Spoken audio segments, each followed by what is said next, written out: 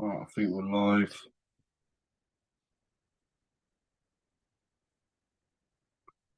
Pretty sure we are live.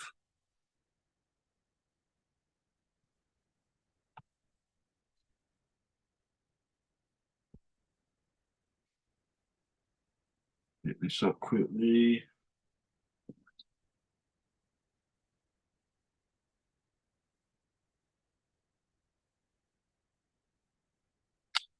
Come on, laptop. Bloody hell. How's everyone doing? Hope you're all good. Same old twist top. The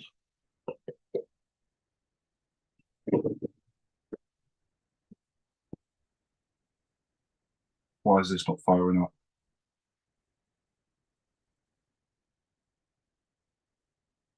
Oh, I love this fucking technology shit. I'll be able to see the chat in a minute, people. Just right now, I can't. Just bear with me 1 minute, please. Come on, get off.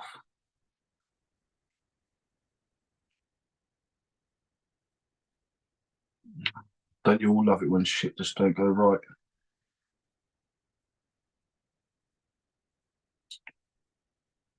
Gonna have the hooligan jumping on in about 15-20 minutes. He's just got to do a couple of bits quickly, then he'll be on. Oh my god, this is killing me. This fucking laptop. Why is it going so slow? I would recommend everyone else jumping back on in like 5 minutes when I get this sorted.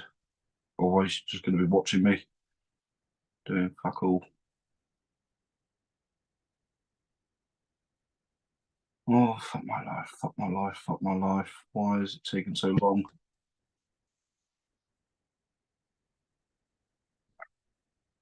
I do know that Santa is bringing me a new laptop for Christmas, so that is going to come in handy. Rid of this shit box.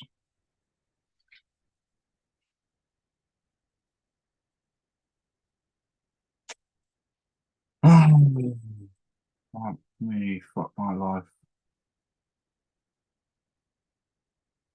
What's going on with this? I'm going to lose my shit.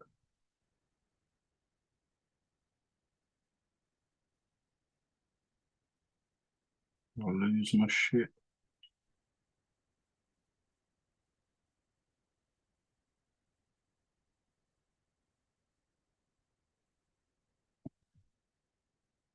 Just fucking freezing up completely now. What is going on with this shit?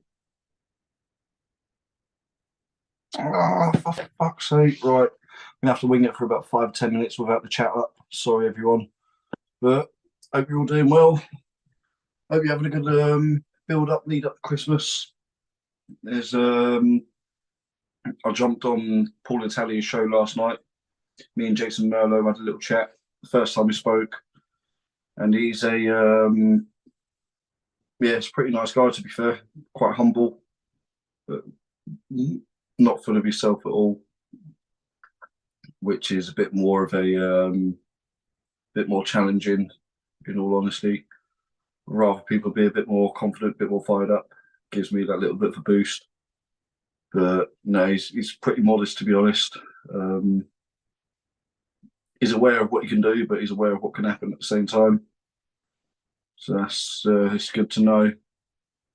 He's a decent guy. Paul Italia seems all right as well. Do you know what isn't all right? This fucking laptop. Oh my days! What is going on? It's just froze, crashed. Unplug it a sec. Why does it do it of all fucking nights tonight? Why? Why is it doing it now? Why would it fucking do this to me? Pile of shit.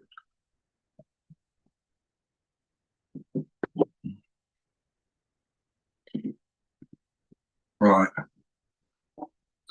So, I suppose I'm just going to ramble on for the next 5-10 minutes until this decides to sort itself out.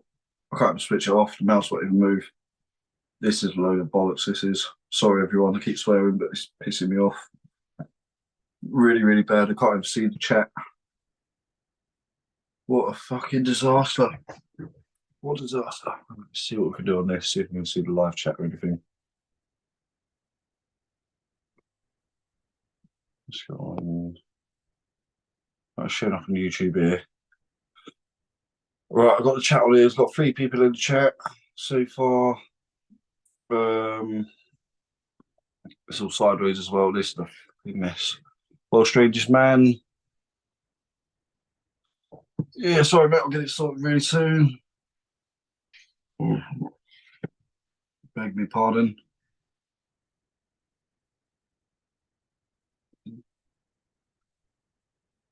Do you know what the funny thing is?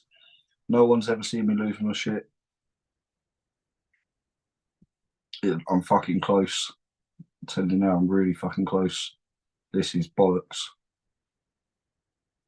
But there's no kids watching this. I'm gonna fucking lose my shit in a minute. Fucking laptop. Oh, I've got a few choice words I want to fucking use right now that YouTube will not be happy with. Even the viewers won't be happy, but it's going to fucking come out soon. Oh, I'll tell you what, if I get this mindset right now, if I get this one going against James Wall, if I just imagine him like my fucking broken down laptop, it's on. I'm telling you now. Anything that can get me fired up. It's a fucking laptop that's froze, not working when I want it to work. Fucking cunt. Evening, Tom. How you doing, Holly? Hope you're well. If only he knew it had just been me in here till now. Yeah, I just realised, mate, we've got 5 people in the chat now. Apologies, everyone, at the minute. This is turning into a bit of a disaster. I'll try and turn this off and back on if I can. Can't even do that. So I'm just going to have to look at the chat sideways on the YouTube. So, what's been going on, everyone? Everyone ready for Christmas? Sorry, this is really fucking killing me. This laptop this is really, really bad. It's really annoying. What is going on? I need some technical support and some professional help. For my mental mindset, I need professional help at the minute. This is killing me. Right, scrap laptop, scrap it. Done with it. Who else we got in the chat?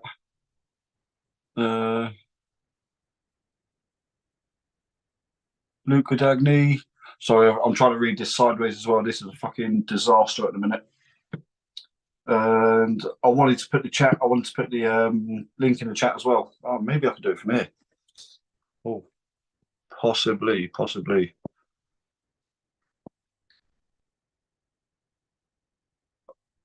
Right, got the link in the chat.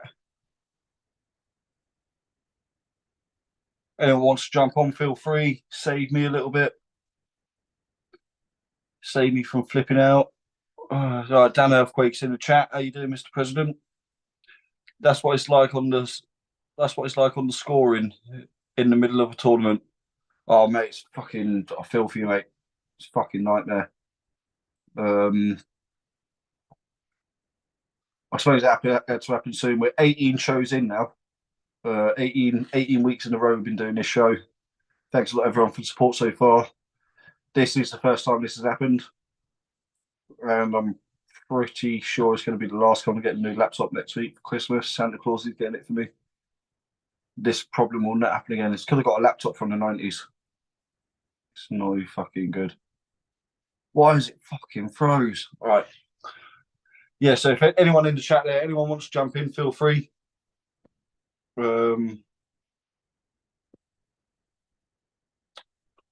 No one yet. No problem. Is there anything that anyone wants to talk about in particular? Obviously, we've got Knuckles Up coming up, Knuckles Up 2. That's on the 6th of January, going to New Jersey for that. It's going to be me versus Jason Merlo, right-handed. Like I said, I spoke to him last night. He seems like a good guy, to be fair. Been watching a lot of videos of him lately, and he looks like he's a bit of a threat, to be honest. His style, he don't pull like a lot of American top rollers. His style's a bit unique compared to the average style over there. He starts with a really high posted knuckle and top rolls from the top of his hand rather than from his wrist.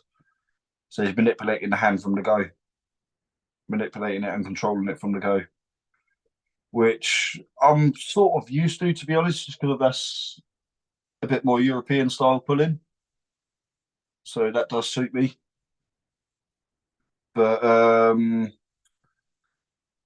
it's the strength level of it. Don't know where his strength's at in his hand. What's that there? Is that a best of 5? Yeah, that'd be a best of 5 in New Jersey, mate.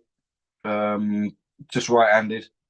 Merlo wants to pull left-handed as well. I told him probably not a good idea. He favours his left hand as well, to be fair, but we're going to get some on the side table after and see what's what like that. I'm looking forward to the side pulling more than anything with everyone there. I mean, you've got a few old names. You've got a few names that I ain't seen in a while, like Camille Trablonsky. Used to know him pretty well. Used to live in the UK. You've got Ryan Bowen, obviously, over there. RVJ. Got a women's match. That's going to be pretty exciting.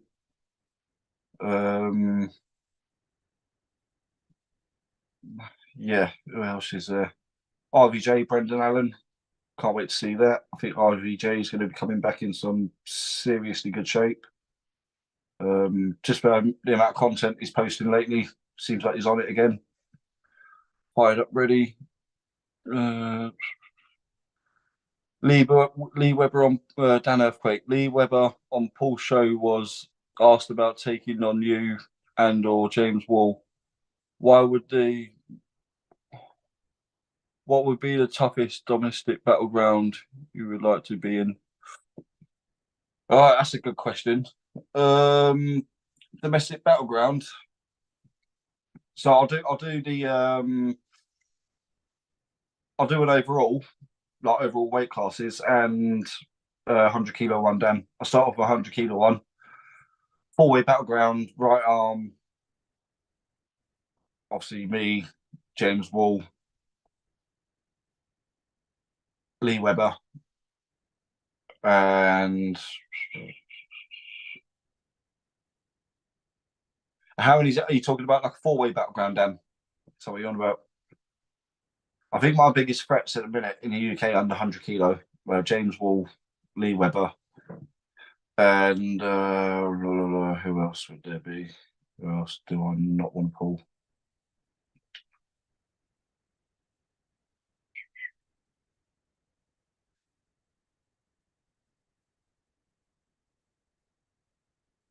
Sergei Sarayev, looking pretty good lately. Alan Caxer is another one. I managed to crack him at the British Nationals. Yeah, he surprised me a little bit, to be honest, on that first round. I tried top rolling him. He never used to have a hand and wrist, and then his hand and wrist is all of a sudden gone crazy strong, where he's been training with Babiev. So, yeah, he surprised me a lot. That's why I took him inside. But even his inside strong.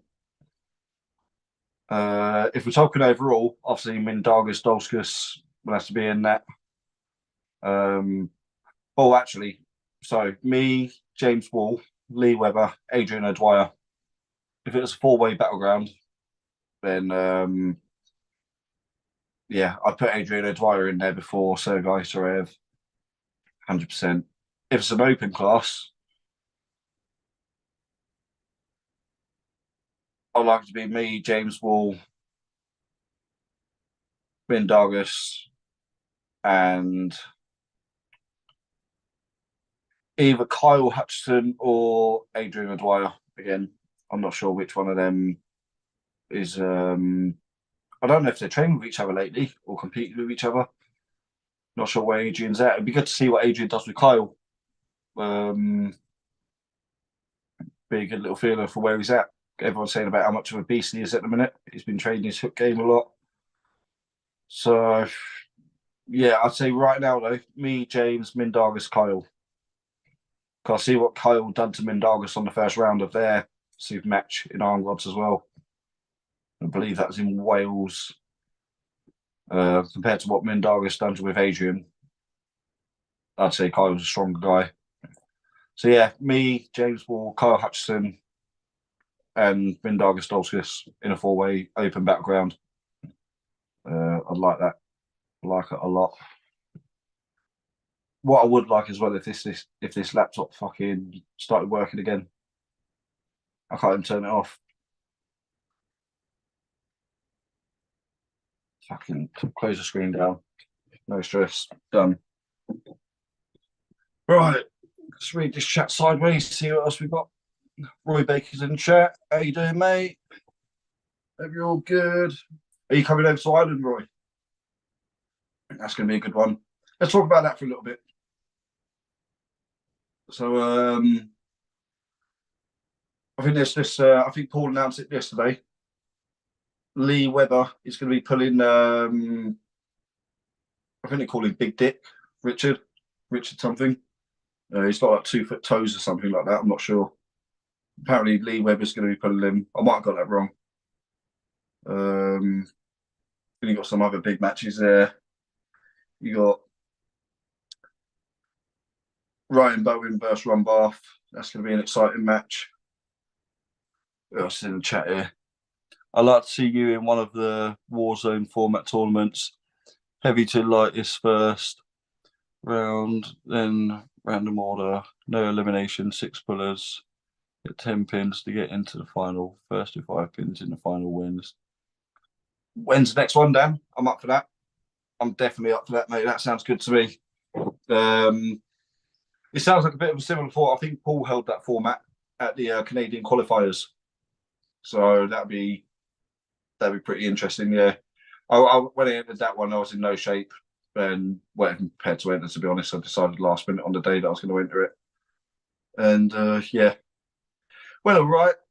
But like I said, I weren't in form or anything like that, so I like to come into it like ready, knowing what's coming, and then yeah, I'm sure it'll go a lot better. But Tom's in the chat. I think that's Tomek. Evening, chaps. Roy Baker, I hope so. Yeah, good if you're over there, mate. Good to finally meet you. Good answer, by the way. Yeah, cheers, Dan. I do try, mate. Swindon in April might suit you. April.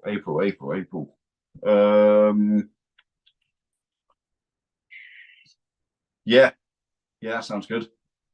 So literally only like an hour away as well, so that's not bad. Yeah, I'll make it happen, mate. I'll do April 100%. I take it that's just like an open weight, like you said, heaviest against lightest first, and then working towards each other. Yeah, that'd be really good. Come down to a lot of stamina. It's like a. I mean, that's just something different altogether, isn't it? The Warzone. You can't compare it to a super match, or it's a winner stays on basically, isn't it? Almost, but yeah, that's going to take some shit out of you for sure. You're getting 1-2 battles in a row, then yeah, you're back to square one. You're pretty much fucked, didn't you? So getting the first 10 pins, that's going to take some doing. No matter who's in the class, that takes some doing. Getting 10 pins in a row. As soon as you get that first loss or that first battle, fatigue starts. Someone else is on straight away. Yeah, that'd be good, mate. I'm looking forward to that. Is your match with Merlo on the left or the right arm? It's on the right arm, mate. Merlo wants the left arm as well. I doubt it's going to be on the show, but we are going to have a little fuck about on the side table and see what happens there. So that's going to be quite interesting. Me and Merlo are in the same sort of situation where He's injured his right arm a few years ago, so he put a lot of focus on the left, and now his right arm's better again. I'm in the same boat. Injured my right arm 2016. It's recovered I say recovered in that it stopped hurting like 2 years ago, 2.5 years ago. And now it's getting back to a really, really good form. My left arm's been the favourite arm over the last few years, but recently my right arm's getting back to where it should have been, in my opinion. There's still a few things I can't do anything about. Like, I don't know if you see the tendon there, it stands out. It's sitting under the wrist bone. The ulnar popped out of the bone there. It should be sitting on top like that. So you can see that one sits on top of the bone nicely. That one's running under but you can actually see the bone there, like the wrist bone there, compared to the actual tendon running under it. That one there, the tendon sitting on top of the bone. So that's the problem with the right arm anyway. Ulnars fell under the bone, come out the groove, and a lot of supination power went when I was going through inside, getting over supinated, like really easy. And it was really hard to get that supinating control because obviously that's the tendon there that you're using for the supinating pressure, controlling it. And that was getting taken so easy when it first happened. So yeah, that was the main problem with the injury. But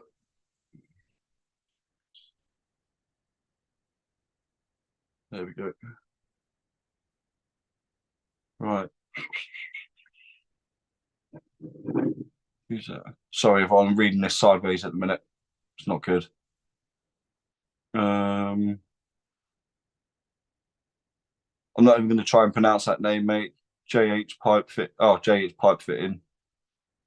Getting that done. Yeah, good name, mate. I think you win right, but left could be a banger. Yeah, I'm not sure, mate, because I've heard a lot of good things about Jason Mello. Obviously, I've seen his recent matches with Nanistad, and he was in the 198-pound round robin. He looks pretty dangerous, to be fair. My ace is not good for him. Like, obviously, everyone knows I like a hook. And I feel like I can pretty much access a hook with anyone. 99% of people I will access a hook with, and they can't stop me from getting it just because of reach on my arm. And yeah, I think if he can't stop me from going there, he's not going to get out of it either.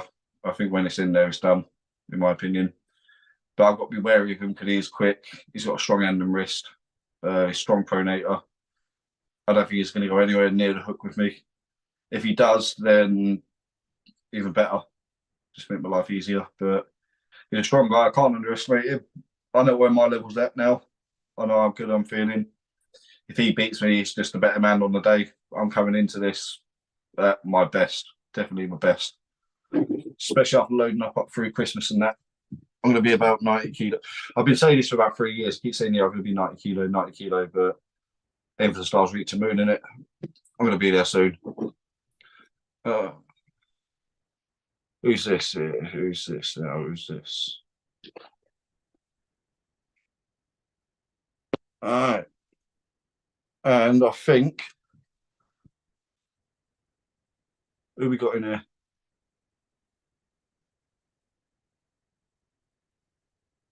Who's this? Who's this? Yes, Dan Earthquake, Mr. President.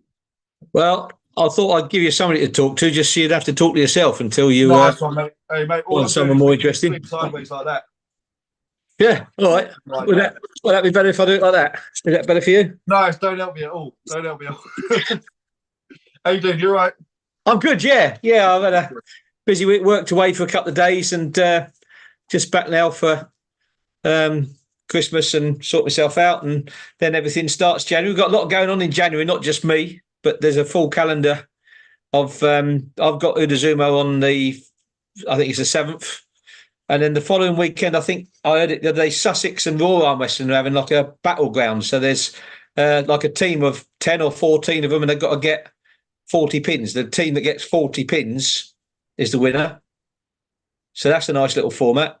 The week after that, Paul's doing something up in his gym on the 20th. You're in that, aren't you? You and Wally. Paul going off there, yeah. And then the day after that, Gritfest is doing something in Oxford. I only heard about that today. That's DAF. And then the week after that, I'm off to the Irish Open. So January's full up already. Yeah, nice one. The Raw Armwrestling versus Sussex, is that not happening at the Gritfest? Well, I don't know. I could be wrong. I listened to Mitch and Dan Tuck the other day, and I thought that they said it was the 14th, but I don't know. I could be wrong. So don't quote me on that date exactly, because I haven't actually seen it written down anywhere. But it might be Gritfest actually. That would make more sense actually, wouldn't it? I think it might be. I think that's 21st, isn't it? 21st January. Yes, that's a Sunday because Paul's up got your matches on the Saturday. Yeah. I'll be going to that Raw Armwrestling as well, that Gritfest. Going there day after. So it's only about an hour up the road for me, so not too bad. Not bad at all. What I was going to say, there's something I was going to say. Oh, yeah, so you decided then to do the Nationals over 2 days. Well, it's enough of you moaning about it, so I thought we'd give it a go. I mean, the biggest problem is logistics, and there is quite a few problems. So here's a thing which I've got to think about, and people are jumping on already about it. But if you go to the Worlds, as you know, you turn up on you travel on a Monday, on Tuesday they do the weigh-ins, and then Wednesday you do the competition, the Thursday, Friday, Saturday, because all the different weight classes. Now, of course, that's a set thing, and at the Worlds that happens, but they still have weigh-ins on other days because they've got enough teams. Now, if you imagine if we're going to do Saturday and Sunday, then on the Friday night we'll weigh in for Saturday. Some point on the Saturday you've got to weigh in for Sunday because not everybody's going to be there Friday. And also, if you turn up and you want to be in the under 95 kilo and you're 94.2 and you've made weight for that Friday night and somebody else isn't coming in until Saturday or Sunday morning, then you could be 102 kilo by the time you come on that. And then whatever I do, there's always moaning. I do make efforts to try and make it fair for everybody, which is difficult. But, I mean, to me, the fairest thing to do is say you're weighing on the day and that's the fucking weight. And then, you know, that's it. But, of course, I've got to try and wean everybody off that because there's too many people who'd cry if I did that at the moment. Mm. But that's you're right, though. 100% that is the fairest way to do it. Like you said, everyone weighing on the day and that's it. You like it or lump it. You see, the war zones that I'm running, I realised over a year ago that because of the fuel crisis was coming and the cost of living, that people aren't going to travel. There's a lot of people who are doing tournaments and super matches, and there's a lot more going on in the country in the regional areas. So unless there's about 150 of us, as I can ascertain from what I go around a lot of places. So there's about 150 of us that travel regularly. But there's 321 people who arm wrestled, as I know of this year, from entry lists and things. And of course, I don't see everything. So I know London did 3 shows this year, and I saw the results, but I didn't know how many people were in it.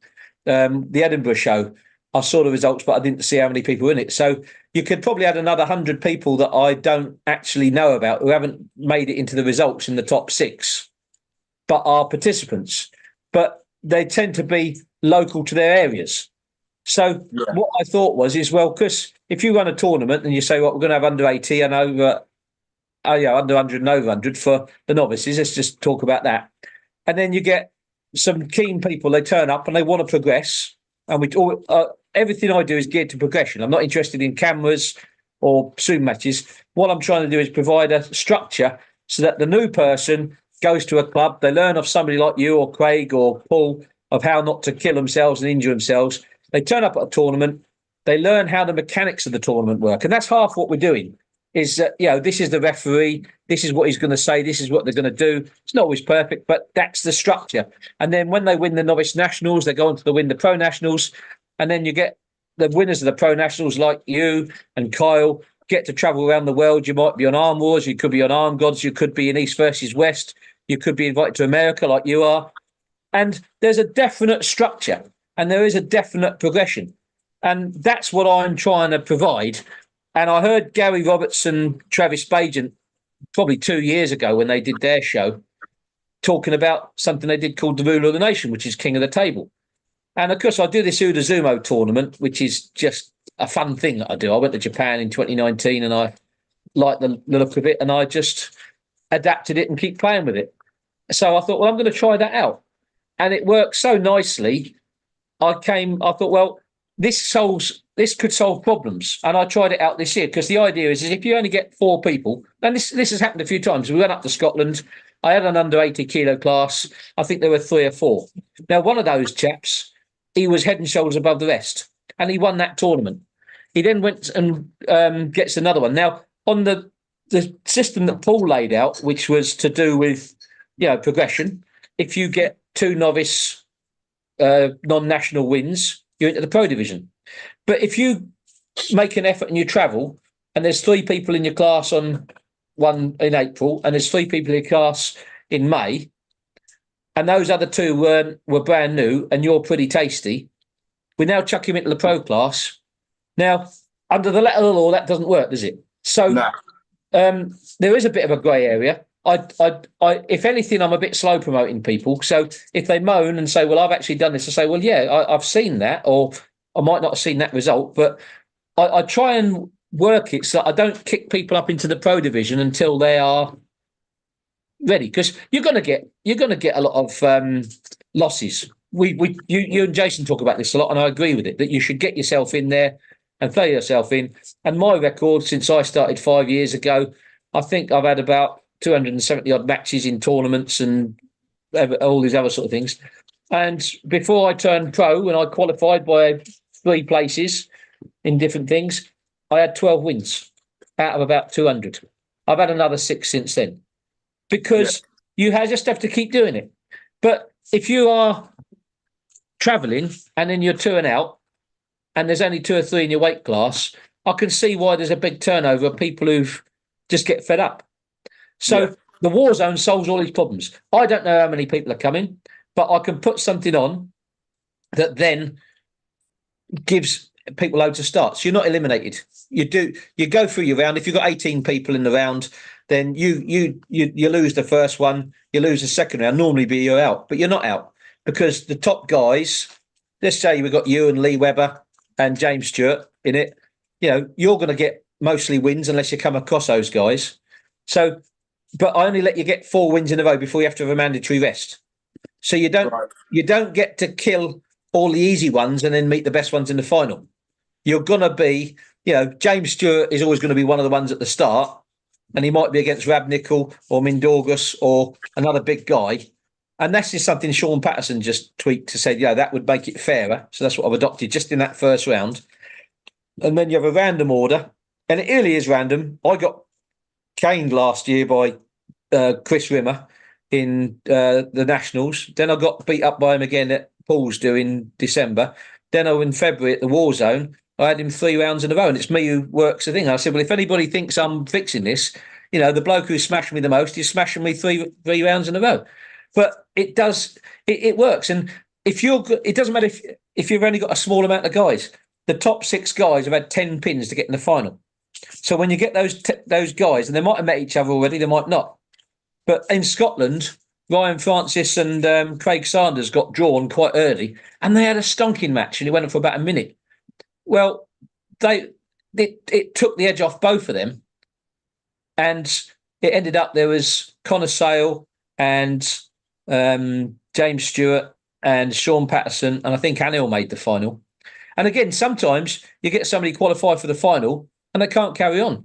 So you just look down who's got the next amount of wins, and they're in it. And that's happened twice.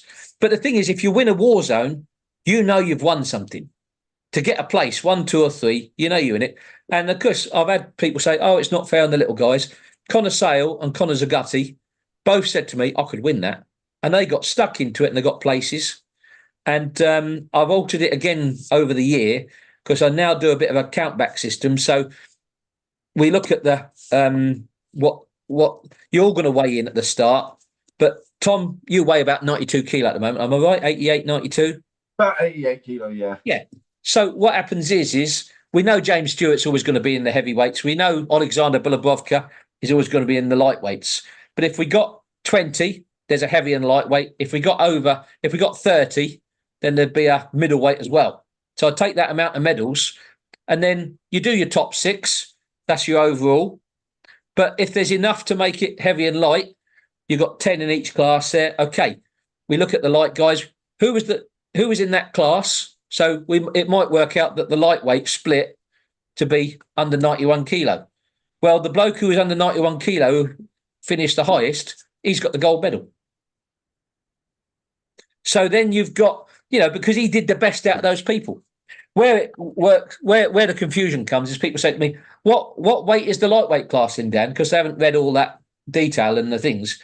And I say, well, there isn't an actual split, because if 15 blokes turn up and they're over 120 kilo, because we've got 22 blokes who are over 130 kilo, if you get a massive of them turn up, then obviously I'm not just going to split it by the dead number and say, okay, well, we've got 5 blokes who are 65 kilo, and we've got, you've got to try and work some way. So the band moves up and down depending on who turns up to make it as fair as you can make it. Yeah. But as I say, I've got no sympathy for the whiners, because Conor Zagatti and Conor Sale went straight in there. Look how well they're doing. They hit into anybody. And when the first trial I did of this, Alexander Bilabrovka came to the Udazumo. He was the smallest bloke. The biggest bloke there was not a pro, but he was still 250 odd pound. Yeah. Alexander, we didn't have the random order then. It was just, we did the random at the start and then you was in that order. He is so fast, and the Udazumo table allows you to start in a different position. So even if he's got a longer arm, he can start where it suits him. They can start where it suits them. But he smashed 19 people in a... And that proved it. That proved that. And when he turned up, he said, "What kind of shit is this? This is ridiculous." At the end, when he got the trophy and he won, and he's got his name engraved on the big cup, I said, "You still think it's ridiculous?" He said, "I love it." I bet you do. So I put 2 years of thought into it. I thought about it. I tried it out. I tweaked it. I've run it this year. I've tweaked it again a few times. I'm pretty confident I've got a format now that means that if you're a pro, instead of turning up and thinking, is there anybody in my class? Is it worth me going? It's definitely worth you coming, because you and James Wall might meet on it. And of course, I had this conversation with James Wall, not specifically about you, but when James Wall came to the first PAA one I did in Woodthorpe up in Lincolnshire in February, and he liked it. And he said, I like the idea as well. He says, because you can try something out. It's not 2 and out. So if you're in a super match, you might try something the first round or the second round if that's not working. But you've still only got a limited amount of goes. If you're going to be in the final, you'll have had 10 goes. So he comes up against you. He's got a super match coming up to you. He might not do anything he normally does. You might not do anything you normally do, because you're going to try something out different. And if it doesn't work, it doesn't matter, because you might meet in the next round, you might not. You're both going to get in the final. We pretty well see that, unless something drastic happens. Yeah. But similarly, you can decide, and you'll get a few boos, but you can think, I'm not even going to test him out to the final. Go. That's exactly what I was thinking. That's the sort of thing I'll probably do going into it. If there was a few beasts in there, and I knew there was a lot of leeway and I had a few chances at it, I probably wouldn't struggle at first if I didn't have to. Like, if I had a choice of either burning myself out or just giving away the pin and then being stronger later on in the tournament, in the match, then 100%, that's what I'd do. Try and be strategic about it. And what we get as well is we don't get the same amount of messing around, because you're not 2 and out. People aren't trying to get every little millimetre on the grip. They're not trying to argue with the referee so much. So you don't get very many fouls for messing around. You don't get many ref grips. It's a real good grip up and pull. We do get straps and stuff like that, but the whole thing flows. And the other thing is, because you're all in it, the little guys are watching the big guys are watching. There's hardly any side table stuff. It's only mental cases like Conor Sale who's going to do side table in between the rounds. But that's why he's so good. And that's why he's doing well, because he just wants to arm wrestle all the time. Exactly. He's not worried about losing. That's the main thing. The other pair that did really well with it and who thought it out, Josh Davies and Greg Foster, came to Devon, and when they met each other, they lay down to each other and they fought each other in the final. Yeah. And Lee Webber smashed them anyway, so it didn't make a difference. But nevertheless, they played a good game of it. They worked out the best. And this is what I'm doing in January is it's tag teams. We have a round table because you can move anywhere on the Udazumo table. You have an arm sleeve on to give you a bit of slip. And you don't have to start in a certain position. If you can imagine a circle with an X on it, it's the Union Jack flag on it, but it's an X. So you can start with your elbow anywhere on that vertical big band line, which is about 4 inches. So it's just about the size, just slightly. So you've got to have your elbow on that line, and it can't come across the other centre line. But if you want to have tucked right in, and they want to be out further, so James Stewart and Alexander Bilabovka with their great big long forearms, there's a place on that table where they can both be in their best position without the other one complaining that they're not in the centre, because the hands will have to be in the dead centre. Your elbow has to be in a certain position, and you both sort of agree on where the grip is. And when you put your hand on the table, the minute you grip the table with your left hand, when they're both to it, the referee can say go. So if you're not ready, you don't grip. The minute you put your hand on the table, it's go. No ready, go. No ready, pause, go. It's go. And if you put your hand on the table and you weren't ready, well, it's tough. Exactly. And of course, I've put the tag team in it now. So of course, you and Jason Hill come, and it was me and Rab Nickel last year was a team, and we got Mitch Tutton, Stuart Acton are talking about coming, and there's other people as well. But it's just you get drawn out first for Jason. So Jason says, I'll go first. So then the challenging team that's put up next, they get to choose who's up against him. Yeah? You have the match. Let's just say Jason wins. He can then decide to tag you, but the opposition always get the choice of who's going against you. You can't tag. Yeah? So you might just smash everybody for 4 or 5 goes, and then when you start to feel a bit of ache, you tag your partner. Or it could be that you and James Wall's on another team with Paul, and you and Jason, and again, you're avoiding each other because you've got a super match coming up. So one of you is coming up, and the other one says, well, I'm going to tag out to that one. But of course, if you're the defending champion, Paul might say to Jason, James, right, you're on now. But again, you can just lie down, or you can try something different. And we run it through the tag like that. But tag teams, I had to walk it down for the individuals. We have 20 pins. There's 20 pins for the tag team to get in the final. Yeah. And then it's 10 for the winner. And then I've got it written down somewhere, but it reduces down a little bit for the second and the third places, because once you've found the winner. But that's the other thing. You find the winner first, then you see who's second, then you see who's third, and then you do a count back for 4, 5, and 6. And sometimes 4, 5, and 6, it's obvious. Sometimes you just need 1 or 2 extra matches to get them off the 0, or to be, if there's one that's tied with another. But it runs lovely. And I'll do an individual as well, but the individual is only open to tag teams that have been in it. So you can't come up fresh and be in the individual. You'll have to be in the tag team first, and then you can do it. And of course, the other thing, which is just in and out of my head, it's just come. Where's it gone now? I'm talking so much, but I thought I'd come on and talk a lot, and then because you can have a bit of a rest before you carry on. But damn, it's talking about the tag teams and the. Oh yeah. If you're Billy No Mates, if you want to come to Udazumo, Tom, but Jason don't want to come because you say, I'm doing that shit, or I'm drunk or something like that, then you can come on your own, and you could be Bobby Big Bollocks and you take on everybody as a, so you just go on against the tag teams. Or it could be that if you turn up and you haven't got a tag team, but you wanted to be in one, we'll put you with somebody. And we use the old WWF Freebird rules. So if we think that you're a bit good, Tom, so we might pay you with 2 lemons. Yeah?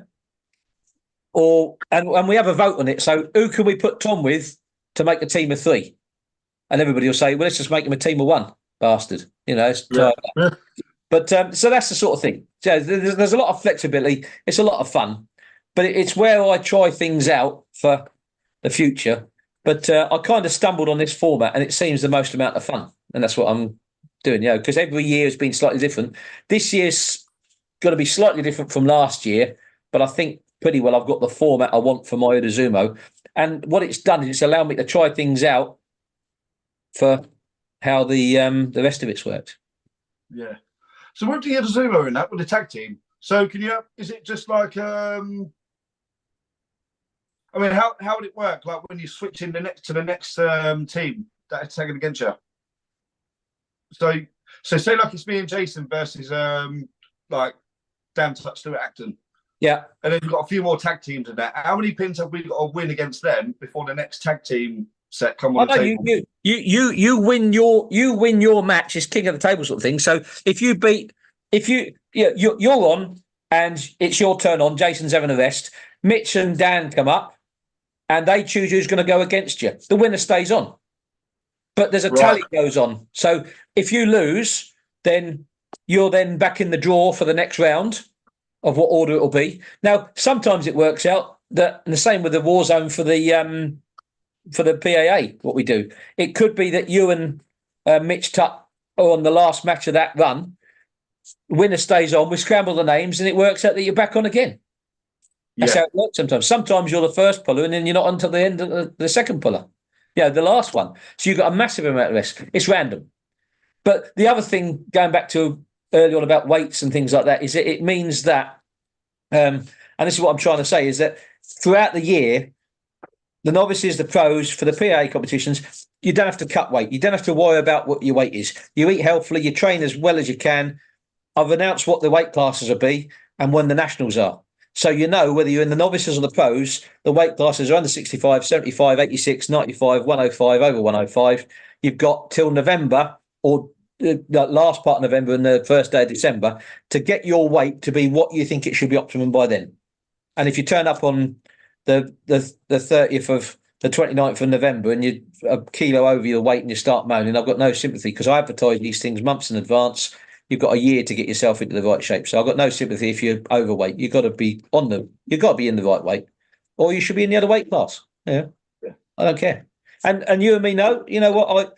I've been in the supers. I've been in the supers before I was in the supers because at one point needed to make up the numbers to make a competition run. And I just thought, actually, I quite like this. And that's what I've done. I've stayed in it, you know.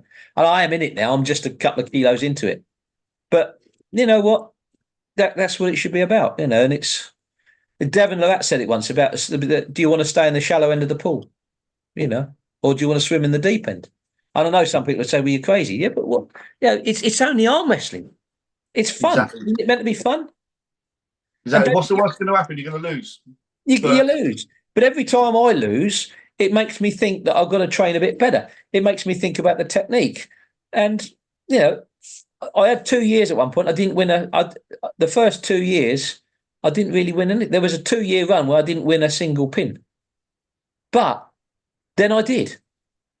And then I did more. And then it progresses on. And sometimes I did well because other people didn't turn up. There was a time in Ireland and the pros, we did the novices. There was 8 people in the novices that could have smashed me, and two of them did, so I was 2 and out. But then when it came out of the pros, Carl was walking around, but he wasn't going to be in it. But they didn't know that. So there wasn't hardly anybody who went in the super heavyweights because Carl was walking around. And they said, I don't want to be in with him. Well, I went in with him, but he wasn't in it anyway, but I would have gone in anyway because I've been smashed by him before. Yeah. And I think there was 2 pros and 3 novices, but I got the 3rd place.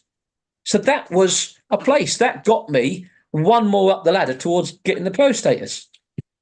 Now, if those other 8 novices that could have smashed me went in that, instead of being a 5-man class, it'd been a 13-man class. Yeah. But they didn't want to do it. And why didn't they want to do it? Because they were scared of losing. So what? To someone better.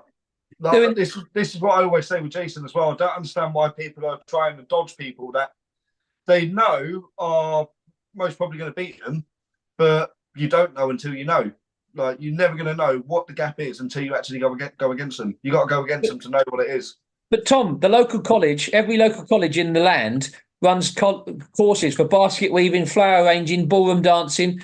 There's things you can do that mean that you don't lose. We're in a sport that there's 2 of you. One's going to win and one's going to lose. There's no draws. Exactly. So, you know, you've got to suck it up and do it or do something else, you know. But I don't mind what people do. I don't like it when they cry afterwards because they lost and it's somebody else's fault. No.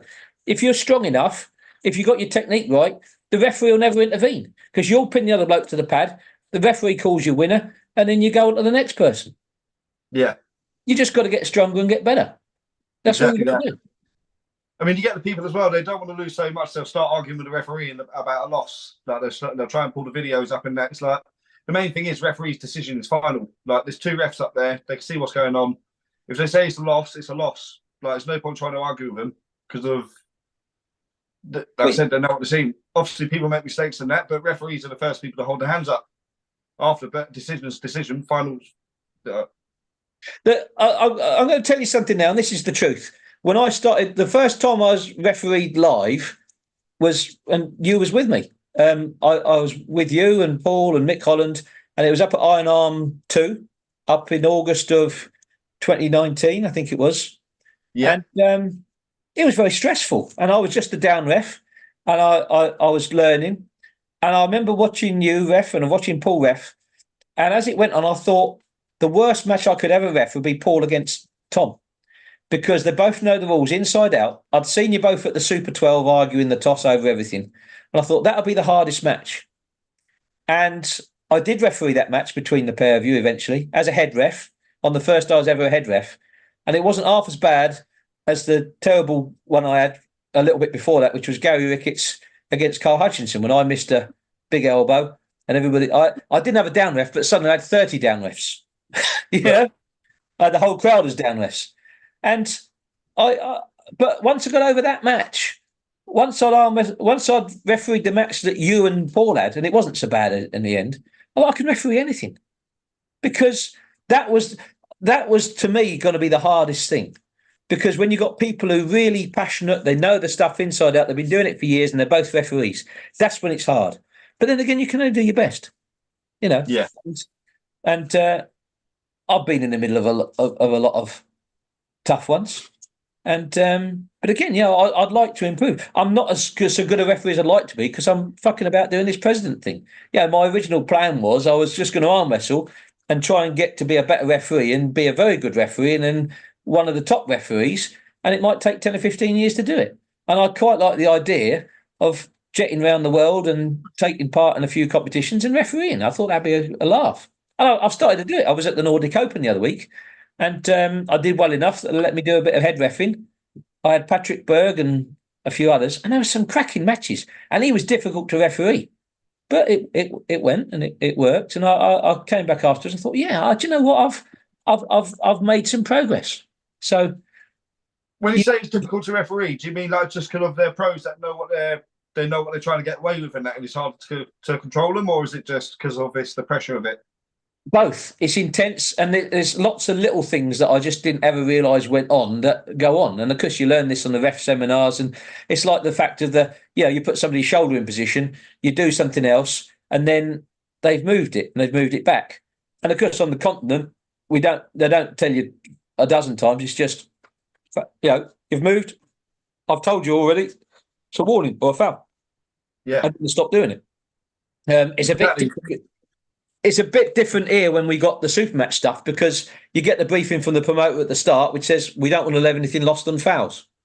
So I've been in the middle of some really long matches where I was told at the start we mustn't foul anybody out, and the system means that you're going to foul people out. But some of the bad refereeing that people complain around is because the promoter has stipulated how the thing's got to be run, and you work within those parameters. Yeah, I think during the setup, I partly agree with that. So during the setup, before you say go, I think that strictness has got to be there. The athletes know what they're doing. They're trying to put wear and tear on the opponent before the go. Like, but if you've been told by the person who's asked you to referee that this is how it's got to be, because it's televised, then therein lies the problem. And it's not. And people say, "Oh, well, you want your money." And I've been accused of this a few times. "Oh, well, you must be paid." I don't take any money for refereeing. You can ask Paul. When I do Arm God's refereeing, I mean, the last lot of refereeing I did for him was at September when you was there, and he offered to pay me. I said, "No, thank you very much," because I'll do it because I like doing it. And when I did the match with James Wall and BLM, that I didn't even know I was going to come to the day before, because I was working away and the weather was bad. And he'd asked if I could come and help just run things, because doing the odd backroom stuff, which I said yes. I turned up on the day, having said to him the night before, I can come because the weather's bad, the boat's in harbour, I'll make it down there. I turned up, I walked through the door, he said, someone's let me down, can you referee? I says, yeah. Knowing that it was going to be a big high-level thing, and that is likely to go off like a bottle of pop. And at the end of all that, I mean, I've heard, people say, oh, yeah, Evan said, oh, that referee, they're being paid. Well, not me. I did it because I wanted to do it. And at the end of it, I had the best seat in the house, and I tried to be as fair as I could. We had a few set twos with different people. I seem to recall I got a punch in the head from that one as well. But that was an accident. That's why I didn't kick off on it. But, it was pretty intense altogether. But, I enjoyed it. It was good. Yeah. I was saying the one thing with the how strict the refereeing should be to, like, obviously you don't want to foul people out and that. I was saying that on the setup, I think it's important, in my opinion, I think it's really important to get the setup done as quick as possible without letting the athletes have an opportunity to mess about. Because if they can manipulate the referee, they will. I think the leeway should be after the go, if you know what I mean. Like if there's a tiny little elbow bubble or anything like that, I think referees shouldn't be calling them if there's no advantage gained or anything. Okay, it's Tom, a really fine line, isn't it? Let me put this to you, Tom. You're in your match with James Wall. It's 2-2, and the next one's going to be the 3-2. Yeah, the first one to 3, so it's going to be best of 5, say, and your elbow slightly bobbles and you pin James. You think, well, they shouldn't have called that. If somebody shows you a photo of James's elbow bobbling, it's going to be in your mind, well, I should have won that. And whose fault is it? Is it mine because I didn't call it? Is it mine because I didn't see it? Or is it yours because you didn't completely pin it? Now, because you're calm now at the moment, but on the day when Jason and Sylvain, they're shouting and they're screaming in my ear, bloody hell, look at his elbow, you didn't do this. If I see it, I call it. If I don't see it, I don't call it. Yeah. That's a really good question. I think I think the easiest way to do with the elbows is, I'm not sure exactly how the referee goes, but I think if you got the main ref and the down ref, whatever elbow is closest to the referee, that referee should be watching. They should be watching the closest elbow and the closest pin pad to them, basically. And that way, they're only focused on one person. If you know what I mean, rather than one you got one down referee trying to watch both elbows and that. And then if you're watching one, you miss the other. Well, this is a different thing in this country. You see that we have the distinction in this country of a head referee and a down referee, and that's because down referees have traditionally been somebody you've shanghaied out the audience just to do the job, and they watch the elbow. Over on the continent, both referees should be competent of giving fouls, stopping the match, doing everything, because that's what it's meant to be. You're meant to rotate, and you put new ones into that rotation, and they get a little bit protected. But the whole idea is that they've done seminars on low-level stuff so that you've got the two. So there is a bit of, and we're starting to get that a bit here. We've got some very good referees here who've been thick-skinned and have taken a little bit of shouting and have got a bit of authority. I mean, it was great at I won't name names because I don't want to think, but there was one puller who's under 65 kilo who come and told me that they didn't think that James Stewart and Hightower were refereeing as they should be. I says, well, go and tell them then, if you think that you can, because from what I can see, they're doing a very good job. And,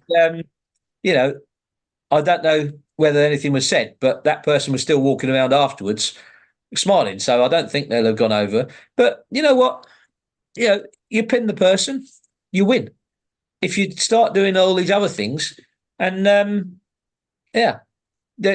we've got some very good referees. Jason said the other week about we should have people who aren't pulling referee. Where are you going to find those people from? Exactly. And we haven't got enough money to pay them. And once they start getting abused by the pullers, and of course the first thing Jason will say, and you'll say, and I'll say, if they made a very bad decision, well, how can they understand it that they even pull? So you get that as well if you go a referee who've not actually pulled. Yeah. There is no system which is ideal. There is no thing, and I really like Jason. I enjoy my banter with him. I enjoy shouting back at him sometimes.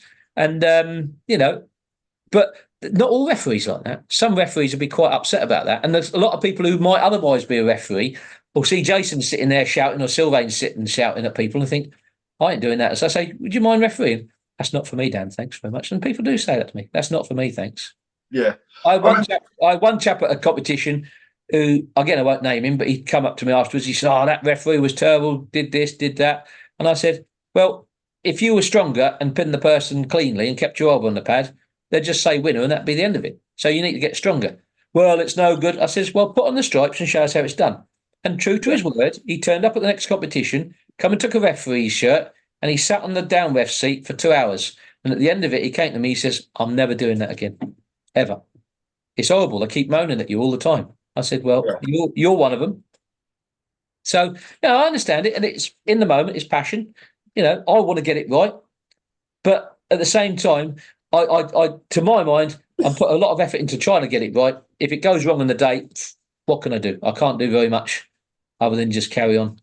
And we try and make it right. And, I've had somebody come up and show me a video of your elbow, or trying to show me a video of your elbow supposedly off the pad when you'd pinned them to get into a final. And I just said, bollocks, I ain't interested. Referee's decision is fine. Exactly that. I remember years ago you were saying about people that don't actually wrestle but are refereeing. So Kath Whitaker, I don't know if you remember the British 2021. Yeah. Sailing club, sorry. So when it was me and Adrian O'Dwyer, obviously me and Adrian got a little bit heated. The reason it got a bit heated was because I didn't expect that to happen. You know what I mean? I wasn't expecting to lose. And after the first fight, I was like, right, I'm in this now. So I woke up a bit. And I pinned him a couple of times, didn't get called in that. But there was no aggression towards the referee or even towards Adrian in that. It's just like aggression to myself, do you know what I mean? But then Dean Bolt after come up to me, he said, "Oh, can you go and have a word with Kath? Because she's quite upset." And I was like, "That's not what I want." Do you know what I mean? I don't want that. I don't want any referee getting upset or anything. So I went up to her. I gave her a cuddle and that. I said, "Look, Kath, like she's saying she's really sorry. She's had so much pressure." I said, "Look, the main thing is like you are the boss. At the end of the day, you make the decisions. And that what you say is fine. No matter how much me and Adrian scream or cry or anything, you're the boss, and you've just got to put your foot down. And whatever you say is final. And that's it. Like, please, just," I said, "next match of mine, make sure you take full control of it. Don't let me take the mickey at all." And then the next match I pulled, I was doing little things, like literally just doing little things in the setup just to try and test it. And that she's like, no, don't do it. I'm like, right, that's it. That's what you got to do. And yeah, so that was obviously it wasn't a good learning experience for her. But I think after that point, and I spoke to her, she knew that she had to take full control of the matches, and she weren't worried about it either. No. Like, she weren't worried about who she's refereeing or anything. Like, she'll take control of the match, and that was it. Her decision was final. Well, here's an interesting thing. I mean, Kath and I refereed a lot together. We both did the same course with in Swindon on that first year of the PAA with David Sheard. And I remember turning up at Paul's gaff once to help down ref, because he said, "Oh, would you come and help down ref?" And I got there. He said, "We're running 3 tables a day. You're running a table each. Got no down refs. Off you go." So that was my first introduction to being a head ref. That was the day when I had to referee you and Paul and Gary Ricketts and Kyle and all the others. Yeah. And that's quite stressful to do that for the first time with, wherever you do it, it's always going to be a bit difficult to be the one in charge of it all. And you worry all the time, am I getting this right? Because you want to get it right. But it's a big responsibility, isn't it? Yeah, yeah. And with James Wall and BLM, I had a lot of arguments with James, and James and I get on very well. And it was quite a stressful thing. But him and BLM were messing around quite a lot, and I did foul out BLM a couple of times. I think I fouled out James once as well because of the same things. But in the first or second round, there was a lot of toing and throwing, and James suddenly turned to me. He says, "You're letting him do this, you're letting him do that." I said, "Well, naturally I'm not, because I've fouled him for it already. And I've still got that directive in mind that, we're not to end this thing on fouls, but they're both doing enough to be out the door already on fouls." And then BLM piped. See, James was arguing. BLM had said nothing much at this point, and BLM said, "I'm only doing it because he's doing this." Now, the thing that James was doing, I hadn't noticed because I was at the wrong angle. and he was on that other different side of the table. But of course, once BLM drew attention to the fact that he was doing something that I hadn't noticed, well, I noticed it then. So I found him. So he was getting really annoyed. But you see, again, arguing with me only drew attention to the fact that he was getting away with something that I didn't realise. Yeah. And you can't see everything. And of course, the crowd sits there, and of course, one person on the angle at the other side will see something, and he'll tell his mate. And all of a sudden, then you've got half the room says, "Well, bloody hell, what's he watching?" But you are watching something. And David Sheard said, we don't make anything up, but sometimes we miss stuff. And I'm very conscious of that, and I look back on things. I'm amazed as well sometimes. I watch a match back and I'm really enjoying it. And then my head pops up. I think, oh, bloody hell, I refereed that. And I didn't even remember. I didn't remember I was there. Yeah. And then sometimes you get a decision wrong and somebody complains. And then you watch the match back and the person who's complaining had their elbow off the back and you never notice that as well. And you're a bugger for it because you'll have, I'll fail you sometimes. You say, what about his elbow? Well, hang on, I was watching your elbow. Never mind what he's doing, I've caught you. So, that's it. But that's you all the time. It's what about his elbow? You watch your own videos back, Tom. Yeah, exactly that, 100%. Yeah, so I said, because you're at a high level and everything counts, and I understand that. But rather than arguing with the referee, you want to get the referee on side, and that's not like try and get the referee to make good decisions for you. It's making the referee aware of if your opponent's trying to cheat you, don't try and cheat back. Voice it to the referee. He's trying to do this. He's trying to do that. That way, the referee's going to be on them like a hawk. Oh, you're wrong. For me, it just pisses me off a bit. So I'm tend to think, bloody hell, don't start arguing with me, pal, because you're really going to come off worst of it then. So the best thing to do with me is just shut your mouth. Yeah. Because but what I like to do before is like obviously with James Wall and that, I'm aware of things that James does as well.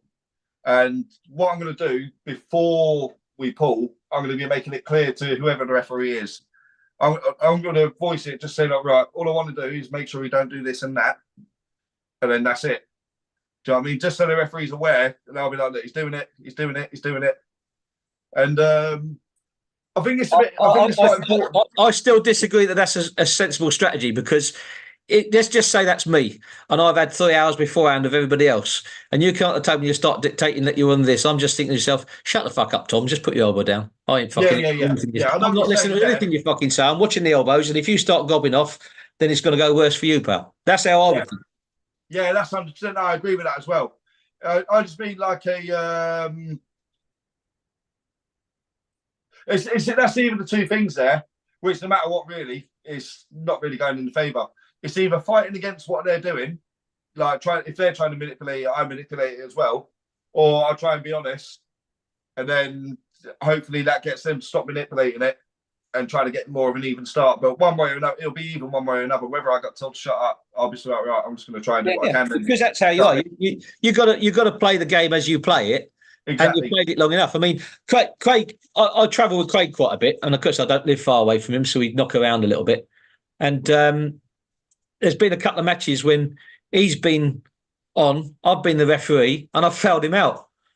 And other people are saying to me, "How can you foul him out? He's your mate. He's your team." And I says, "Because he fucking lifted his elbow up." And when we're training, sometimes he lifts his elbow up. I says, "Stop doing that because that's why you keep bloody losing." Craig don't get pinned an awful lot. He loses because he gets his elbow off the pad, and people like me see it, Yeah. And he don't get any favouritism off me. Ask him, And he don't moan either because sometimes he'd have to fucking walk home if he did, I've had it before as well in tournaments and that, in super matches and whatever, where my teammates, I've been refereeing my teammate, and they'll do something so blatant. They're like, "Oh, go on, save me." I'm like, "Well, no, you lost the match." They're like, "Oh no, but my elbow I took my elbow off." I was like, "It don't matter, you lost. Like you lost, that's it. Like I can't help you. Like I'm your mate, but I can't help you. Sorry, you done it to yourself. Like you got to play fair." Yes. Yeah. Well, that's how they are, innit? But yeah, we all want to have a good time, and we all want it to be passionate, and we all want to be the winners, and we all want to do everything right. And the reality is things go wrong. People make mistakes, and we're often not as strong as we hope we are. And while we're sitting here comfortably in our homes, it all sounds very reasonable, doesn't it? Once you get on the table and everybody's shouting in your ear and everything like that, The main point of it, the main part of it is though, it's always growing, isn't it? Because of this, like every single time this happens, and that the sport's growing more and more. The referees getting more advanced, more better. The athletes are getting more adjusted to a strict format. Because you get a lot of pros still and that are going in and just not setting up how they should be setting up because their training methods and that partly as well. But they're not training how they'd be setting up in the tournament. They'll start training with their wrist cranked, shoulders square, shoulders out, sort of thing. When they come to the tournament and get straightened up and everything, they don't feel comfortable and they feel like they're getting cheated. Yeah. So it's like you just need to train in the right way that you need to, that you're going to be set up in the tournament or super match or whatever. Train in the strictest form you can, you're not going to have problems in the tournament. Well, this is it. If you're pulling your bungees and your weights and whatever it is you're training with in a way that's going to get you in the bad books of the referee and having to be straightened all the time, then obviously there's something going wrong because you need to get that strength in the lane that you need to start in. You know, you've got to start square. And this is where the problem comes. If people aren't used to starting square and then they're trying to get that extra little couple of millimeters or whatever it is, you know, there's stress, isn't it? You're just stressing yourself. And there's some pullers that just stick their arm on the table, the wrist is straight, everything's cranked, they're ready to go. You say go, and they win or lose. But they often win because they've just drilled themselves into doing that exact thing. Exactly. It's so important as well. It's and it's the same thing as that as well as like just diving in with the supers, with the pros and that. You got to keep drilling it in your head what they're doing, how they're beating you, and that's the best way to learn from it. You just got to keep going and going and going. Persistence. Well, this is the thing I've said to quite a few people that say, "Oh, you know, I'm going to come and watch the pros," or I says, "You want to get and pull them?" "Oh, but they'll smash me." I says, "Yes, they will smash you, but then afterwards you go on the side table, and because you was a competitor and not an observer, they'll tell you what they felt while you were doing it and how they put it right, and you'll get a lot out of it." I says, "But somebody who's very good isn't going to tell necessarily some bloke who's just been standing at the bar all day the detail. Whereas if you're actually in it, we're in a very good sport where people help each other. But there is still a little bit of a barrier. And the barrier is being a participant rather than an observer. Because if you just, you know, some old guy who comes up from the bar, who's sat there all day and has done nothing, then you're going to get a very different answer than you will if you actually put your elbow on. And that's the reality of it. Yeah. That's just how it is. And you don't, I mean, I being the president is very good. I'm in lots of conversations with people that I've got no business being. You know, I mean, I'm on this show now with you. I'm no high level puller. I've got no real pedigree in arm wrestling. I just do it and I enjoy it, and I'm stuck in the middle of it. And I get to have conversations with some. Yeah, I've got friends all over the world. I'm sure you have, but I've got far further than my actual ability just because of getting stuck in. And it was the same with swimming when I was in the swimming circuit. It was the same as on the strongman circuit 25 years ago. You know, you just have to do it. And you kind of fumble your way along. And sometimes you're one of the winners and sometimes you're one of the also-rans. And this is another thing. I want to bring this up because lots of people, like we said earlier on, they don't want to be in it to win it. But if you support arm wrestling and you really love it, don't you want your winners to do well? So a couple of years ago, there was a tournament on. There was going to be only a couple of super heavyweights. There wasn't really enough to make it run because there was 3 good ones. And I said to the promoter, well, I was due to be in the under 100 novices. I'll go in the pros super heavyweights. I'll make the numbers up. Because I went in it, 2 others who knew they could beat me went in it, and suddenly there were 6. So the bloke who won it beat 5 people rather than 2 people. Isn't that value? Don't we want our champions to be a higher status? If you only beat 3 people in the year and there's only 3 in your weight class, are you really the champion? Or if there's 10 people in your weight class in each of those competitions and there are 10 different guys, do you see what I mean? So if you're arm wrestling, go and take your lickings, learn what you're doing, make up the numbers, because then everybody benefits from it. And you will as well too. But if you're just in it because you want to wait until you're strong enough to win, well, that day's never going to happen because everybody else is progressing faster than you because you're sitting on your ass dreaming and you're not actually doing. Exactly. It's like you said, it's people that are getting off their ass and chasing it, no matter who they're going against. Like I remember last year at the British in the overalls, Conor Scotty come against Mindagus. Yeah. So, you know what I'm going to say, don't you? Conor, he fucking he knew he had no chance of beating him, but he still fucking give it to him hard as he could. Well, Conor Zagatti is one of my favourites, and I shouldn't have Yeah. favourites. But in 2021 at the Pro Nationals, he turned up and I think he came third in the Pro Nationals. I didn't see him for a few months. He turned up at the next tournament, and I assumed, and you really shouldn't assume, but I assumed he was going to be in the under 80 novices and that he would probably enter the pros. So he put himself down and said, "You in the under 80 novices?" No, he said, "I'm in the pros now." Okay. So, and he was in the pro, he entered in the pros for each tournament he was in. And he's a very quiet lad. You don't see him boasting. You don't see him doing anything other than arm wrestling. And he's quite difficult on the table to everybody. You know, he's fighting for everything he can get. And then he turned up at the pros last year very quietly and won it. So there you go. He got third place. Then he won it. He's defended it this year. So that's the way to do it. And he will fight anybody. Exactly. I've seen him at the tournaments. I've seen him at Paul's seminars, and he's just trying to get stronger. Conor Sale the same. I remember Conor Sale when not long he'd started a bit before me, but we sat together a few times, and he would just throw himself into it, and he travels around. Josh Davis, another one, travels around, throw himself into it. How well have they done? You know, exactly. It's all these guys that have got that mindset that are doing well. They're going to get where they want to be. I'm the Bart Simpson of the crowd because I travelled around more than them, and I'm still not very good. But then again, you know, I'm 49 and not 29 or 19 or whatever bloody it is, and you know that's my excuses. I'm going around the block a little bit, but I'm enjoying it. How much commitment are you actually fully committed to training though, or are you just more in it? Obviously, not just more in it because you're the president and that and running stuff and that, but are you actually putting in like a lot of as much training as you'd like to? Or? I train an awful lot, but because I've got a lot of injuries from past silliness, a lot of my training hours are for mobility to prevent injuries reoccurring. I'm a bit of a recreational deadlift. So the last couple of years, what I've done, I've managed to repair my back, which was very badly injured. I had a muscle tear in the middle of my upper back. Both biceps and the right arm are ripped, and the left wrist was dislocated for a number of years. So I've got an awful lot of things that were wrong, which are gradually improving and getting better.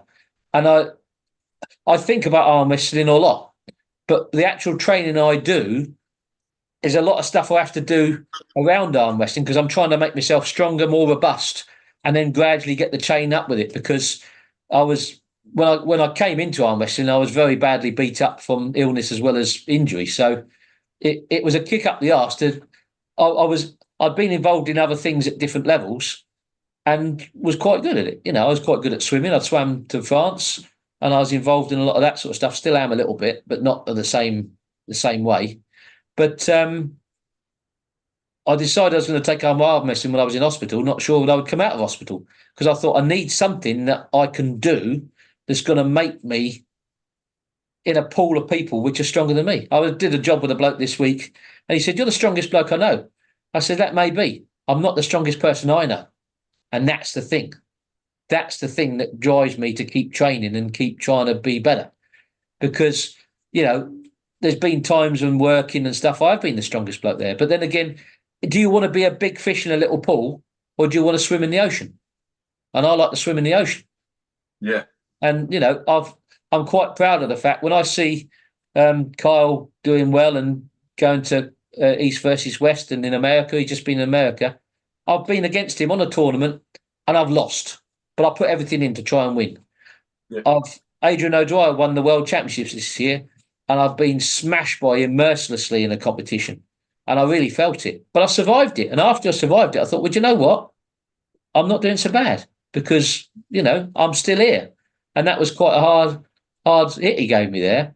And, you know, I came into it being under 80 kilos because I'd lost all the weight that I've got now for being ill. And I came back for the weight classes. So I got smashed by Craig. I was in a class with Jason Hill once, but I didn't actually pull him the way the draw went. But, you know, I've been in the same class as Jason. I then moved up and I was in with David Bradford when he was in the under-90s and Dave Kelly. And then the next one's up with Tom Atherton and the under-105s and the under 100 kilo guys. And now I'm up in the super heavyweight. So I've gone, you know, I've consistently got beaten by all of them. But I kind of feel a real connection to it, and I just I love it. I love it. That I could make it into the 105 class very easily, but to me it's a backward step because I spent 3 or 4 years trying to get my weight back, and the idea of just trying to lose a kilo or two for what? To chase what? I don't think I would be any better at 105. I certainly wouldn't have as much fun, and I do like gripping up with the monsters and getting smashed around because sometimes I don't. Sometimes I just put it all together. I have that 20-second walk from the computer screen with no warm up of just gripping a bit of a towel, put the gum shield in, take the glasses off, mess around. I mess around in the setup to try and give myself time to think. Yeah. I often get told off by my referees for messing around in the setup because I'm trying to switch my mind off from the computer and everything that's going around me to actually take on who's in front of me. And I've managed to do it about 18 times. And those 18 matches that I've won, they're really sweet.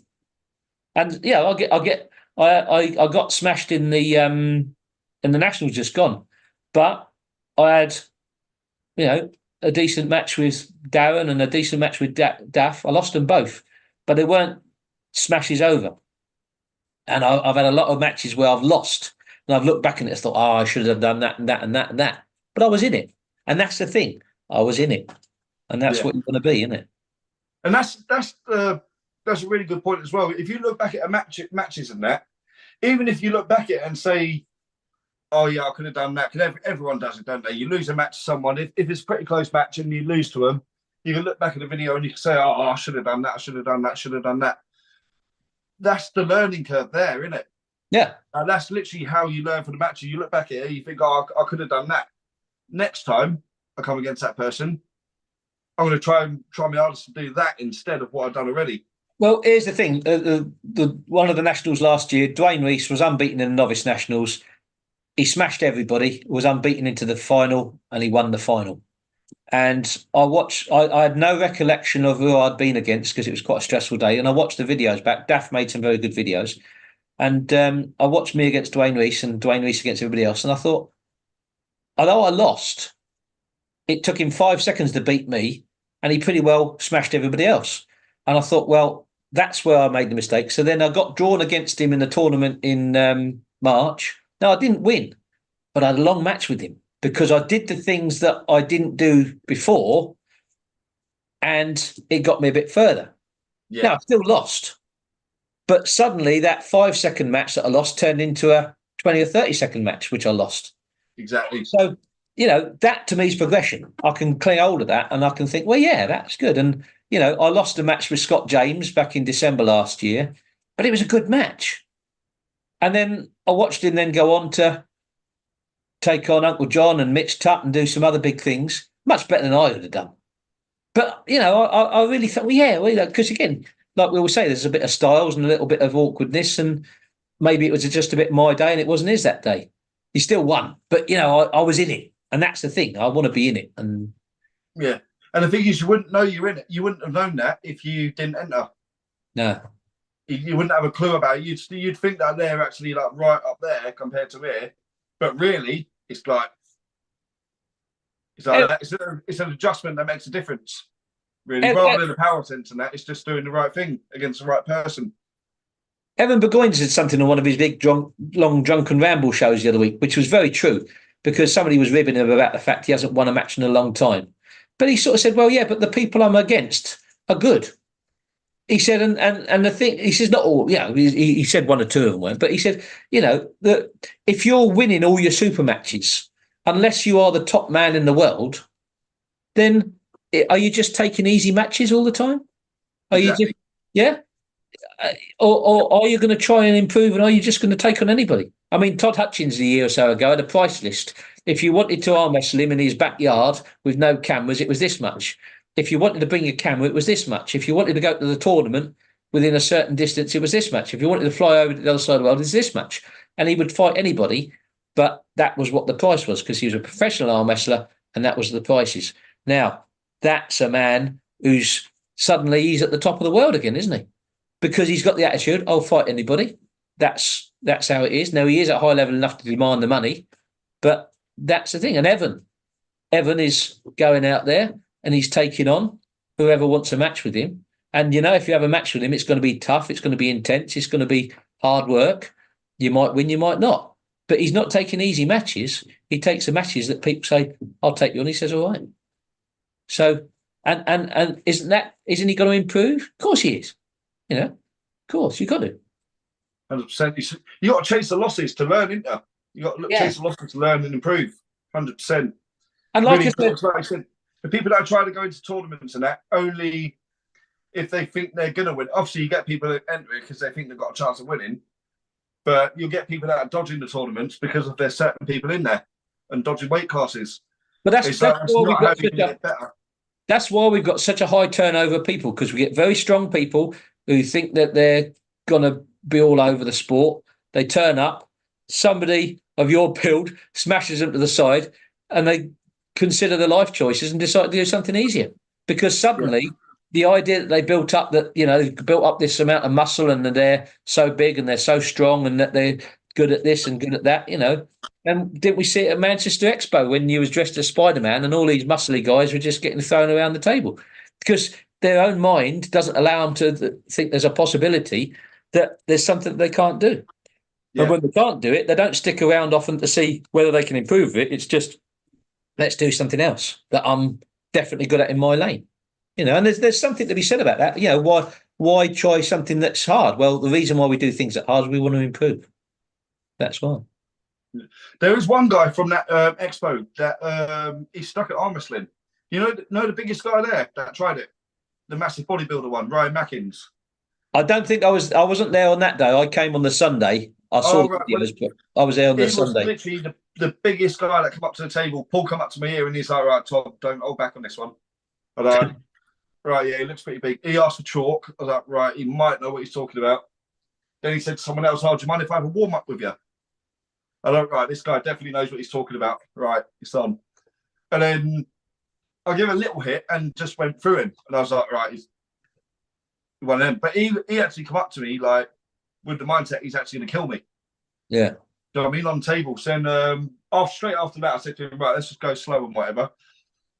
Done a little bit of training with him. Now he's training with Nick Dodd. Yeah. He's been training with him ever since, like, at least a couple of times a week. You might have seen him on the videos and that. He trains with Nick Dodd, Steve Ryder-Hurst, all them guys. Big bodybuilder guy. Probably about 130, 140 kilo. Oh, that'll make 24. We've got over 130 kilo then. Yeah. I mean, he's looking all right as well now. He's only been doing it a few months, like, since the expo. But obviously he's got other commitments and that. I think he was like Mr. Universe. Yeah. Something like that a couple of years ago. But this is, I mean, you get a few fast progressions, but this is a very much of a slow burn sport, because Travis Badent said one of these things, if you are the strongest man in the world, you don't have to worry, you just go sideways and your strongest arm in the whole world will beat everybody. But if you're not that guy, then you've got to think about maybe doing this. And if you've got the best technique, then maybe you don't have to worry. But if you haven't got the strongest arm, you haven't got the best technique, maybe you've got to get your timing right. And of course, he just went down this whole thing. And of course, the other thing that I really liked he said is on the book of arm wrestling, he says, most of you idiots are on page number 1 who haven't even opened the cover. But the book is several hundred pages long. He says, and most of you never get past the first page. And that's true. That really is true. And I realised that early on, that this is just something that you can really get your teeth into. You can think about a lot. It can distract you from all sorts of other things. It can become a very good positive obsession, because you can't, if you achieve everything right on your best day against your best opponents, you might win. But the next week, it might be all different again. Because it's not like lifting the world record on the deadlift. Once you get those numbers on, those numbers stand forever. But if you win the national championships this week, there's a random draw. Some people you didn't get to arm wrestle. Some people weren't their best day. Injuries happen. And so there's always some subjectivity into it, which is what makes it interesting for some of us and makes some people run away and join the basket weaving class at the local college, because what we're doing is too hard. Yeah. That's the way it is. Yeah, exactly that. exactly that. I think it's. I'd like to see that change in the UK. I think it's getting good. I would have liked to have seen more of the novices who won the novices come to the pros, and at least even just to train, like with some of the pros and that. Do you know what I mean? Like, it's just a couple of guys like Robbie Byrne. Is it Robbie Byrne? Yeah. The lightweight. Yeah, it was good to see him there. He just had a super match at Circle of Arms as well against Petru's younger brother. He's looking really good. I think give him another year, he's going to be making some. There's a few people talking about him. Yeah, he is very good. Yeah. Yeah. There's a few people like that coming through.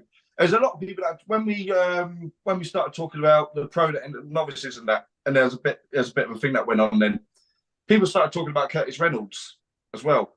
But Curtis Reynolds entered the novices a year before, and I think he come like 6th place. Yeah, or something like that. And he made some big gains in the year, like leading up to the novices. And then Paul said about as well how he won the Northern Regional belt or something like that, or he competed for it. And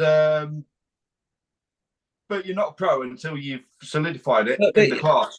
This is the problem, and I said it at the time, is that we've got no mechanism for super matches. I've got no mechanism. So, okay, you get 2 people have a super match. And let's just pick out 2 names, Fred and Bill. Fred might have a bit of form, but we haven't seen him doing a tournament. He's only done 1 tournament and he come 5th a year ago. And he's not been around long enough for us to have any information on. Now, he could have had 10 super matches, but is he a person who's chasing super matches like in the way that we said Evan Burgoyne is? It'll take any match and he loses a lot of them because he's going against higher people. Or is he taking matches against people he can easily beat so that he's getting an impressive winning record? A bit like the old boxing sometimes used to be. You know, you'd have there were boxers that were club fighters that would be lined up to give somebody 10 or 15 wins before they take on for the title. But sometimes they're protected too much. And when they get in the ring with a world champion, they're just not from pillar to post. They've had a good payday, but they're never going to come back from that. Don't you want to get progression? So I can't measure anything off a super match, because if I could get both men and ask them honestly, were you at 100% that day? And they honestly say yes or no. And then get somebody like you or Paul who can analyse what these guys are like and maybe train with them and say, well, what level is he at composed to him? We're still talking the subjective thing, aren't we? Yeah, exactly. So I think the only place that it can be proven, like I said, super matches and that, even if it's a super match like a week before the tournament or a month or 6 months before the tournament, if they do really well in that super match, it don't mean they're going to win the novices. Do you know what I mean? It could be a luck of the draw. It could be the other guys having an off day. It could be you having a good day. It could be just down to the fact that, like you said with the tournament format as well, you can win that tournament, but then you have the same group of guys a week later, like same scenario, all fresh again, different draw. Could be a different winner overall. Tom Atherton said something to me some years ago, which I really loved. And he said, it's good to win the novice nationals.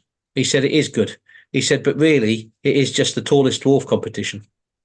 There's bigger things to go on. And that's true, isn't it? And that's true. It's the starting. It's not the starting point. It's that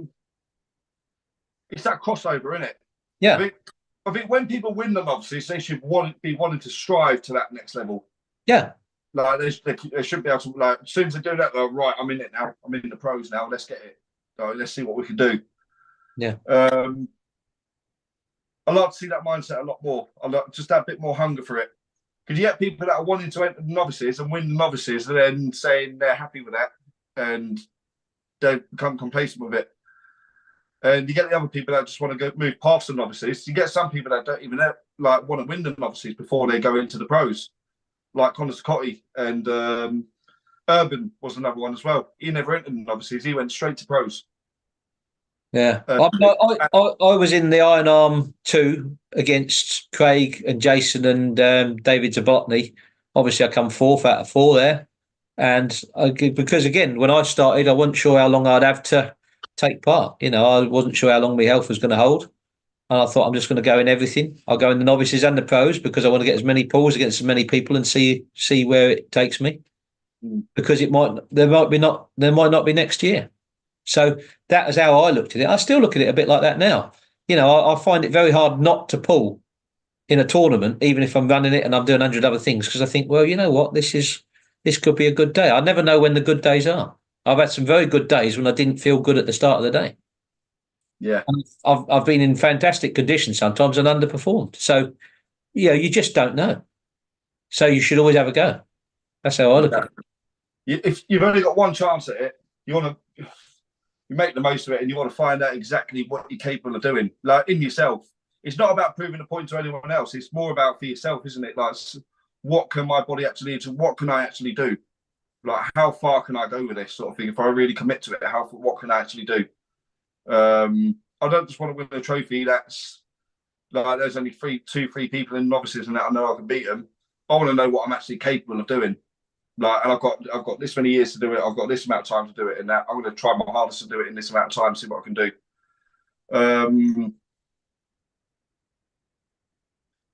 Yeah, where was I going with this?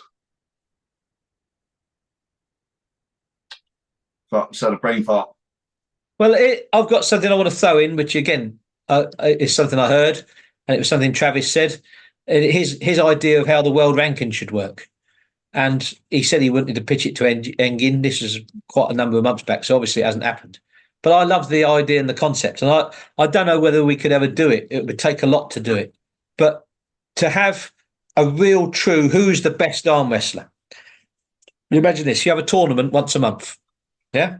Or maybe it's once every 2 months. But you have qualifiers to get to that level. So this is what he said for the East versus West. The East versus West should have a 16-man tournament every time it's on.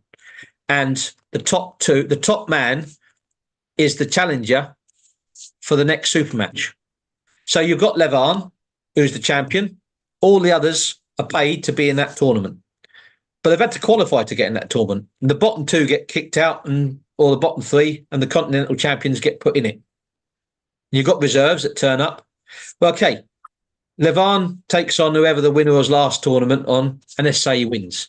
This month's winner is against him next month.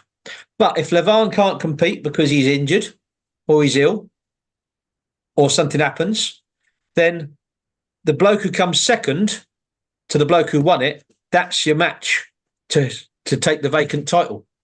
And the bloke who's lost is back in the 16. The two blokes who are at the bottom of the 16, or the four blokes at the bottom of 16 are out, and the blokes who qualified in the regional. He said, so you've always got a champion, you've always got a showcase super match.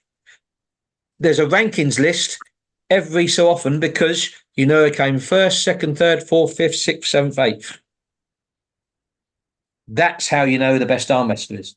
And you combine the both formats. You've got super matches and you've got a tournament to determine who the next competitor is. It's not subjective. It's not, we like the look of him, so he's going to be against him next. Which is how it is these days, isn't it? It's beyond my capability to run that, but I love the idea. I love the concept of it. It would take a big promoter to do it. But that, to me, is the winning formula. That makes the most sense. It makes the most sense in keeping on top of who is actually number one guy, like, throughout the year as well. Like I said, everyone's got their own spot as well. It's not just like, oh, we think he should do it next. And he had a good match against him a few months ago. So, yeah, I really want to see that match. It's not about a match you want to see. It's about who deserves the match, who deserves the opportunity, rather than just handpicking who it should be. Do you know what I mean? You see, you've touched on this before with Jason about the fact that the Nationals, eventually it might have to be qualifiers. And maybe we could do that at some point. At the moment, there's a lot of things that, to my mind, you see, we've got the cost of living has affected.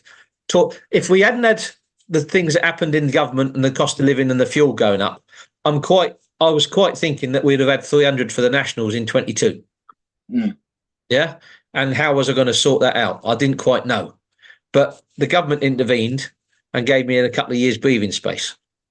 But it was, and the amount of people we had come in 21 after COVID and how the sport has got bigger since then. And a lot of that is due to Paul. doing, keeping it alive while it was doing little tournaments and having that show every couple of days, because we'd all had nothing to do and we were watching stuff. And you know what I mean? That side can't be demoted. And I'm not any good at that. I make no claim of that. I'm not a promoter. I'm an organizer. I'm not a good person to try and promote things. I can run things, but I'm not that front of house person like Paul is.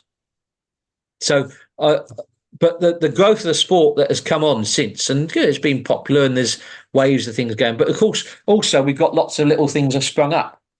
So where we might have had 300 couple of nationals, well, you're not going to get that so much for a while, because people are doing stuff in their own. If these smaller promotions carry on, then the people who consistently win those things are going to think, well, how am I going to do against him over there? And they're going to naturally want to come to the nationals. So we will get bigger, whether or not we're doing it. And that's why with the regionals, I try and take it around different areas to where people not where we necessarily get many people. I'm trying to do something for the people that support us locally who do travel. We're going to Ruben Hughes' place in February. That's a little village in North Wales. There's only Ian that's an arm wrestler. But we're hoping to find out of the people that come to watch, and there's been a few inquiries already to go and train with him to be in the tournament. Maybe he can form a little club in that remote place where he lives, which will just grow that a little bit. And there's a few other places I'm trying to do that. And the idea of it is that it just keeps it rolling on. And maybe those regional tournaments in the end will be qualifiers. But at the moment, it's open house because we just want the numbers to build it up. And it's the same with IFA. IFA have got quite a few participating countries, but not enough to run all the weight classes if you just had qualifiers for 2 each. Yeah. So at the moment, and it's a great chance for us to go, because people like me get to go to the World Championships. If we had to qualify, I'll never go, other than being a referee. So when Diet came on, I thought I might never get another chance to be at a World Championships. I'm going to go. I didn't go last year because I had to work, and it was Malaysia, and it was too many things going on. But I'm going to Greece next year. So, and because when IFA gets big enough, and we're helping IFA quite a bit, and we might join IFA. That's the thing that is on the cards. We're going to vote on that at the AGM. But and why? It won't make much difference to the rank and file. But I think if we support them, we've got somewhere to go to improve. They might not last. But if they last an extra couple of years because we've got a few extra people supporting them, we've all got extra opportunities.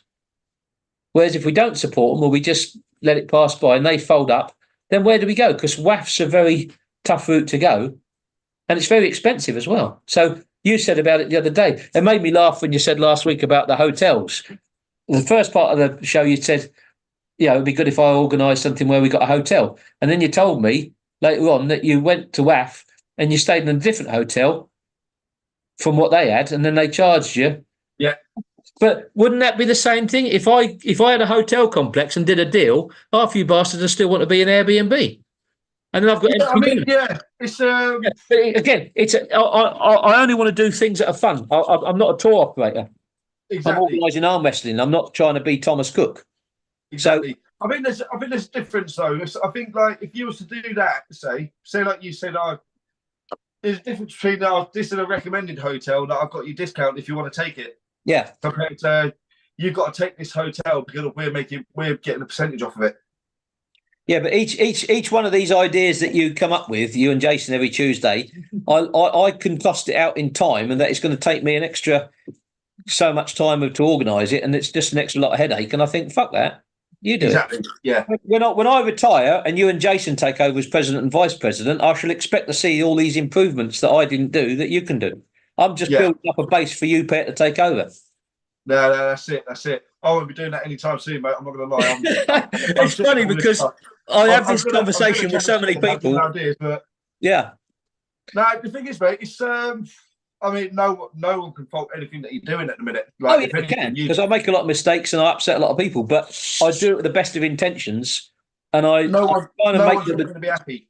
I'm trying to make a progression opportunities for the majority, and I can't cater for the youngsters. The youngsters, if anybody is interested in why we don't do youngsters, and I've told them at length, read the Sport England guidance on what you have to do if you're going to have organised youngsters. And also, most youngsters, when people will tell me, oh, well, the boxing do it and the rugby do it, yeah, they don't compete against adults, and they've got child protection officers, and they've got, I costed it out. You need at least £15,000 a year to pay somebody to do the job. Yeah, we spoke about this before, haven't we?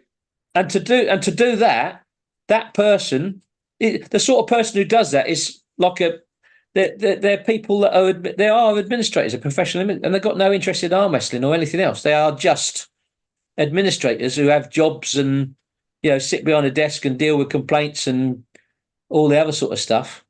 And who wants to put your hands up if you want to do that? I can't find any fucker who wants to do it, and I don't want to do it. Yeah, I can't do it. It's my name on the bloody insurance certificate. And this is the other thing. Other people say, oh, well, they do it and they do it. Ask them if they've got a public liability insurance certificate. Ask them if they've got a risk assessment. Ask them if they've got a safety statement on the health and safety at work forms from the health and safety executive. And I can bet you £1 to a pinch of shit that they haven't. Yeah, but I have, because I sorted it all out when I took over to make sure we had the right thing. So when you go to a venue, if they ask for it, I've got something in place. Yeah. And it's something you're covering all bases, aren't you? You're covering. I'm trying to, but I'm realistic enough to say that there's some things that I can't do, so I won't do it. Yeah. And then we go into the old drug testing thing. As I costed it out. We can't afford it.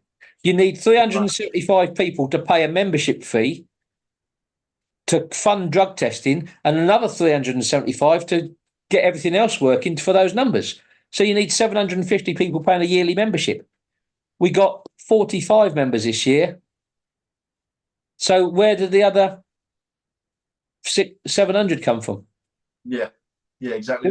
There isn't 700 active arm wrestlers in the country. Yeah, there's 321 this year. You get the big tournaments like IFA and WAF as well that do drug testing and that, but there's still people in there that are on it. Do you know what I mean? They're just coming off it before and that. No matter how much drug testing you do, you're never going to stop it. If anything, like you said, all it's going to do is put people off. I mean, there's a lot of people, quite a lot of people that are open about it just in the UK. A lot of people that have got different backgrounds, like bodybuilding, powerlifting, that are using, and they love arm wrestling. So if we're going to start introducing drug testing, it's going to put all them people off. I put it in the bulletin the other week because people moan at me from different factions, and I get on well with all the different factions. But there's the void heads who want to smash everybody, and some of them tell me we've got to get the drunks out of this sport because they're spoiling it. Some of the drunks tell me we've got to get the void heads out because they're spoiling it. Some of the potheads are telling me, yeah, man, it's fine. No, they're all just stupid. Yeah. And there's some people who think themselves as being serious athletes, and we should all smarten up. Me especially. I've been the person who's been told I'm the scruffiest and I should be wearing this or should be doing that. And I just say, bollocks. I'll wear what I fucking like. Thank you very much. Exactly. Yeah. And so there's all this sort of stuff. And I get on well with all these people, but they've all got their own vision of how it should be, but they're not running their own leagues to make it happen. And they could. And they could join the association. They could do a year as an associate member. They could then get all their friends to join as a full member and get rid of me and sort it all out. And I'll say, bye. I'm refereeing. I'll just pull. Yeah. I'll still do what I'm doing. I'll just have less stress and less expense. But I do it because I think it's a valuable thing and it's fun. And while it's fun, I carry on doing it. But I'm quite honest about the fact I won't do anything that I don't think is fun. No, exactly. For you bastards, what I'm doing feels like fun, so I'll carry on doing it. Yeah. But the rest of all these other stuff, I think, yeah, I'm doing it. Come and do it. It's like you said, you've got to weigh up as well. Is it really worth the stress? You're doing something that you enjoy, and that why make it unenjoyable? Why put more stress on it? And it's not just you that's going to put more stress on. It's going to be majority of the people, and that certain things that people aren't going to like. If it's not broke, don't fix it. Well, 25 years ago, well, not quite 25 years ago, but I did a bit of strongman. And like this, I wasn't very good at it, but I enjoyed it and I was in it. And I did a few little exhibition shows. And the very first one I did, I hired some steel fencing. I had to hire a truck and go and fetch it and set it all up and set all the kit up. because we had a big distance from the audience, and it was okay, but there was something missing. And I read an old wrestling book about the British wrestling, and one of the promoters had said, you have to engage the audience, you have to look them in the eye, you have to feel involved. So then I stopped having metal fences when I did these shows, and we had a little bit of rope, because that was what the public liability insurance at the time said. I mean, I used to have public liability insurance to perform stunts anywhere in the world except the the America and Canada, and I could do anything except throwing knives, anything with fire or high wire. Now that's a lot of scope, and I used to pay 110 quid a year for that. And I used to pull trucks, lift up rocks, do all sorts of stupid things. But it all went like that, and I realised it's that engagement, it's that getting people in. But there's so much that you can just remove yourself by doing things too much, and I'm conscious of that as well. I try and simplify an awful lot of things, and sometimes it feels like it's more complicated. But yeah, the end result is that we're getting more people coming through, and we've got, if you look on the website, the list of people who've turned pro this year, it's got to be 20 or so, 20 or 30. There's the same sort of number last year. So some of the people, there's more opportunities for them to do stuff. When, a couple of years back, how many pros were there? 20? 15? I don't know. Yeah, 2030, literally. That was active, and maybe a similar amount that was inactive and might not have come back or might not be anywhere or doing anything. So we've got a bigger pool of people. I do think there's going to be somebody out there that's more competent and more keener than me that will take it to do all these things that I won't do. But, like Clint Eastwood said, your man's got to know his limitations, and I know what I can do and I know what I can't do. And I'm absolutely certain I'm not going to try and do things that I'm not capable of, because I'm kind of pushing the boat sometimes anyway. Yeah. That's fair enough, mate. It's like you said, like I said earlier, if it's not broke, don't fix it. Everything you're doing right now is absolutely spot on. And if anything, it's just getting better and better. The numbers are getting more and more. We're getting more and more people every single year coming into it. There's nothing wrong with it at all. If anything, it's really, really good. It's the most structured that we've had in the country in a long, long time. It's just improving more and more every single year. I just want to say this as well. I didn't get to say it earlier. With the refereeing and that, on the when you do nationals over 2 days and that, I'm more than happy to referee. Like, you may regret that, because I've got that noted in my mind. But yeah. Oh no, mate, I love a bit of refereeing. I honestly do. I love refereeing. Like I say, it's the best seat in the house. Yeah. Obviously, you get the match. Even I get the matches that I think, oh fucking hell, I've got to referee these two now. This is going to be a fucking pain. Paul Megan being one of them. Like, he's a nightmare. Yeah. He's a nightmare as a referee. Yeah. So are you. Yeah, I think I'm all right-ish. Yeah, watch your own matches back and put your referee shirt on while you do it, and then tell me. Come back and tell me. We could do that. What we ought to do is we'll find a long match with you in a super match, and then we'll sit here and we'll watch it, and we'll go through it and see how you think. How would you referee yourself? That would be an interesting thing to think about. Yeah, that don't sound like a good idea to me. Ah, right. Well, I think I've won that argument then, haven't I? Yeah, a little bit. Yeah, I don't know. I feel like I don't feel like I fight too much in the setup and that. I'll voice things and that, but I'll never like fight for grip or anything. I'll make the opponent come to me. So I think I always set with a loose grip anyway. So anytime we're setting up in that, obviously I'm causing the problem by making them not comfortable, by not taking a proper grip or anything. I try to be unpredictable, and that's what makes the setup a lot longer. There are some arm wrestlers who should be compulsorily made to wear a gum shield, just to discourage them from talking so fucking much. Yeah, I agree. And there's one or two of them I've told them that to the faces as well. For teeth cracking as well. I've got to start wearing one because my teeth keep cracking while I'm grinding them. Yeah, and I'm chipping teeth away while I don't even know. Don't realise I'm doing it until after. Yeah, my gum shield's always filled with blood when I finished it, so I must be chewing on it really hard. I wouldn't have noticed that otherwise. But yeah, but I wear one just because it's a. I realised that you need to switching the hat round the wrong way. I needed something to just say you're arm wrestling now. It's on, yeah. And stop doing what you're doing. And there was quite a few matches before I used to do that, where I'd get up to the table, I would do the match, I'd come back, carry on with what I was doing, and I'd get to the end of the day and think, who did I arm wrestle today? And I wouldn't even know. I'd have to look back through the list to see actually who I was up against. And there's a few matches I've had which I don't recollect actually having them. I've seen the videos, but I don't remember anything of them at the time because of the fact there was a problem and I was trying to sort something out in between it. And that's the other thing about running. That's the difficult thing about running the tournament, doing the scoring, doing the refereeing, and competing at the same time, isn't it? Like, especially for you, you're doing it all. But that's what I mean as well. Like, it'd be good because you're saying about you having to do the scoring, and then between the scoring, you're going up and doing a match, and then you're coming back to do the scoring. Like I said, next year I'll be like I know how to do a bit of scoring on that, especially with the system that you've got there. Like, it seems like pretty straightforward to use in that. It's taken a long time to sort out. Weight class, I'd be happy to run there. I'd be happy to run the weight class on the scoring board if you wanted. Yeah, brilliant. Yeah, well, 100%. I'm up for that. I'll be very glad for you to come and take the moans like I get. I mean, it's not the scoring that's the. I think the biggest thing is not the scoring that's the problem, but the fact that most people don't understand how anything works, and they want to naturally come and just ask you every bloody thing that there is.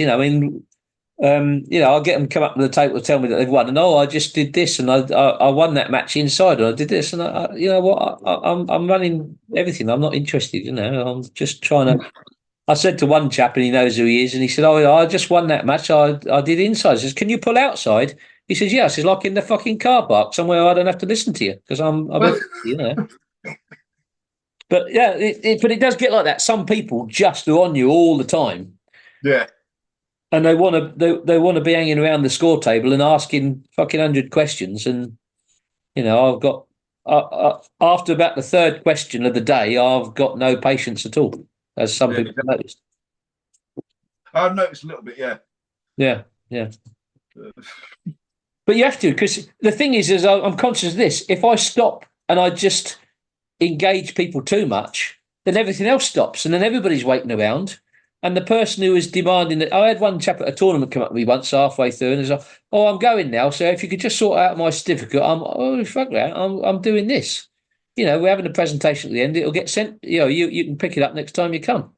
Yeah. And he's all offended. I've got a long journey. He said, "I've got kids. I've got an hour and a half journey." "Oh, really? Well, I'm going home tomorrow. I've got kids.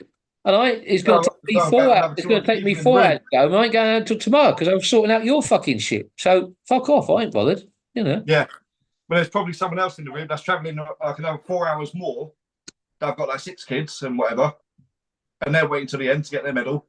So it's. Well, I mean, the Tut said the best thing a while back, and I keep using it. If you've got to take your grandma's guinea pig to the vet, don't come to an arm wrestling tournament because it's going to be an all day thing. Yeah. Don't plan anything else in your life that day because, we're going to be there a long time. Exactly that. Yeah. So. Anyway, I'm sure I've bored everybody to death in a long time, but I did feel a bit sorry for you. I'm out of breath to jump on, to be honest, mate. You saved me from fucking smashing this laptop up. Yeah. Yeah, so I've got a new referee and a scorer for next year, so I'm happy. Everybody's seen you agree to it. That's it. You can't back out now. Yeah, I'm well up for it, 100%, mate. Anything I can do to help, I'll just relieve it a little bit. Well, yeah, you can be the next president. That's that. You've just just heard him say anything you can do to help. There's my successor. Let's not get ahead of ourselves, yeah. But you heard it here first. There's the new president, right there, Mr. Tom Holland. Where? Maybe in a few years' time in that, but to be honest, it's one of them, mate. Like, you're doing a really good job of it. Like, no one can fault what you're doing at all. Well, I don't know. I think I'm on several people's assassins list, so I have to creep round with like Inspector Clouseau looking for Kato most of the time. That just comes with the job, though, doesn't it? Hey, we're probably going to shoot off now, though, mate, because it's getting quite late. Yeah. I really appreciate you jumping on there, Dan. Thanks a lot, mate. You have saved me. Have a good one. And, Come yeah, down to Zumo on the 7th. We'll fuck your arms up so much you won't be arm wrestling until March. on the 7th of January. oh shit, I'm coming back on the 7th. I'll be in America, won't I? Oh yeah, I'll let you off that one. Oh yeah, that's shit. That's shit. I would have come for that otherwise. Well, have a good match out there. I'll watch it and hope you do well. Cheers, mate. Hope you have a good Christmas, Dan. You too, pal. And then we'll catch up soon. Everyone else, thanks for tuning in, and we'll see you next Tuesday. Cheers, Dan.